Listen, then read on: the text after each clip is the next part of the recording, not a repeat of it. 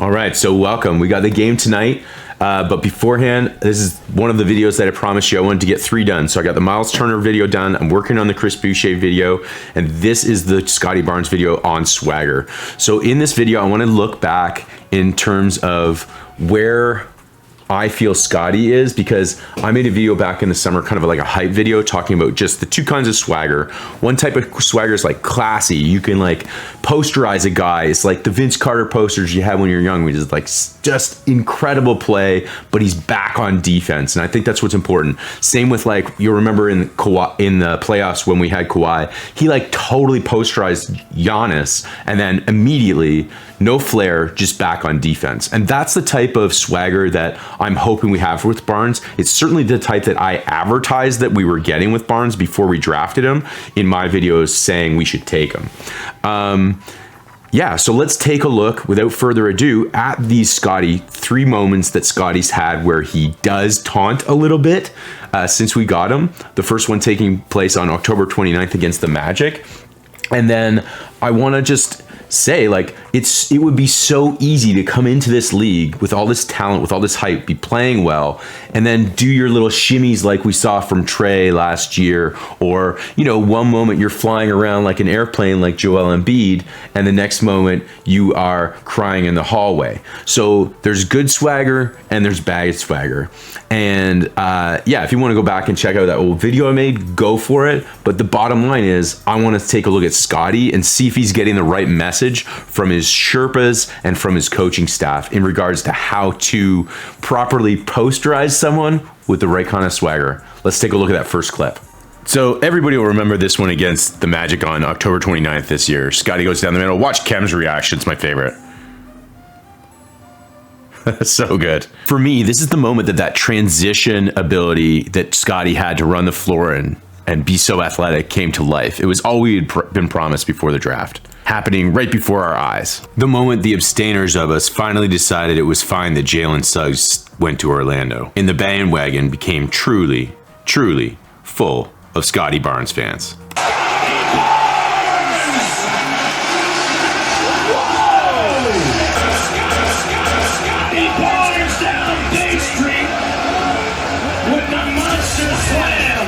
I gotta be honest, this moment gave me pause.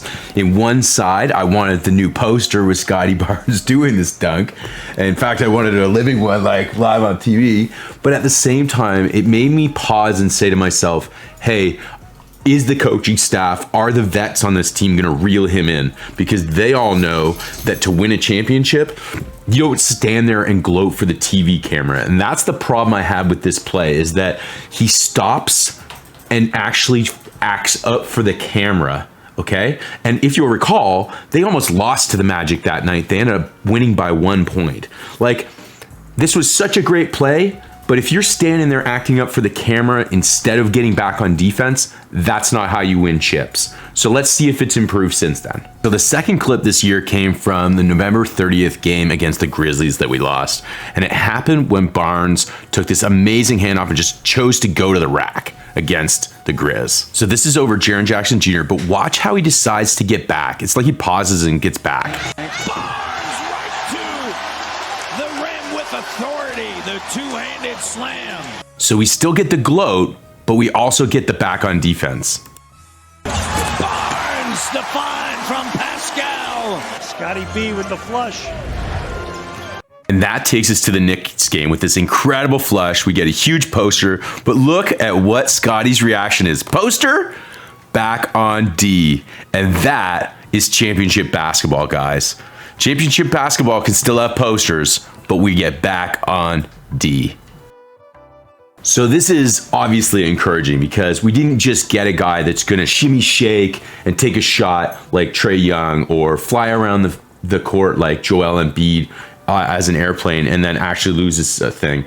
We've got a guy that has 4 ring bearers around him: Chris Boucher, Pascal Siakam, OG, and Freddie, who have all been telling this guy in the locker room, hey, I don't care if you gloat, I don't care if you stick your tongue out, but you better be sticking your tongue out as you run back on D. And that, guys, is encouraging because at the end of the day, it's all about kind of like playing as a team. It's not about ego. It's about playing as a team to win a championship. It's about the right kind of swagger as a team, not egotistical swagger that shimmy shakes and flies around the floor like an airplane like Joel Embiid. It's about the Larry kind of swagger, getting to the top of Mount Larry. And how do we do that? Well, it's about luck, kind of it.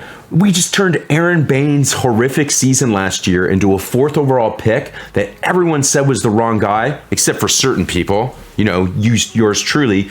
And not only did we get this amazingly talented young person who's working and putting in the reps to even develop his shot so quickly into the season when no one said he could shoot, but on top of that, we're replacing the right kind of classy swagger that we had in the form of Dr. Kyle Lowry in one season with this young kid who has been given $10 million, and instead of letting it go to his head, he's letting it guide him with the help of his Sherpas to the top of Mount Larry.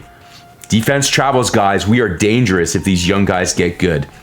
Cheers. Enjoy the game tonight. Kawhi, do you still feel like you got the right kind of swagger out there in LA? I don't even know where you sitting at. That's bullshit, Kawhi. Your laugh is This stupid. is Chef's Kiss approved. Mwah!